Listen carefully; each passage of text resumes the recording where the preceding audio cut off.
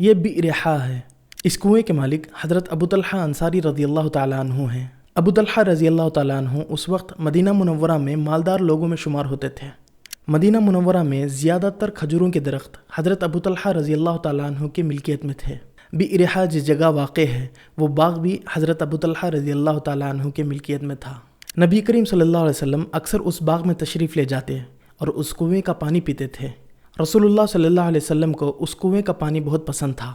جب قرآن کی یہ آیت نازل ہوئی، لن تنالوا البر حتی تنفقوا مما تحبون، جب تک تم اپنی پسندیدہ چیز سے اللہ تعالیٰ کی راہ میں خرچ نہ کرو گے ہرگز بھلائی نہ پاؤ گے، تو حضرت ابو طلحہ رضی اللہ تعالیٰ عنہ رسول اللہ صلی اللہ علیہ وسلم کے پاس تشریف لے آئے اور فرمایا، اے اللہ کے رسول، میرے مال میں مجھے سب سے زیادہ عزیز بئرحا ہے اور میں اسے اللہ کے راہ میں صدقہ کرنا چاہتا ہوں۔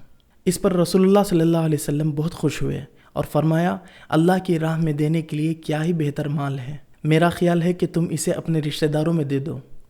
تو انہوں نے ایسا ہی کیا۔ دوسری سعودی توسیع کے دوران یہ کنواں مسجد نبوی کے اندر آ گیا۔ اب اس کی جگہ مسجد نبوی کے شمالی علاقے میں باب ملک فہد کے پلر نمبر 21 اور 22 کے درمیان قالینوں کے نیچے ہے۔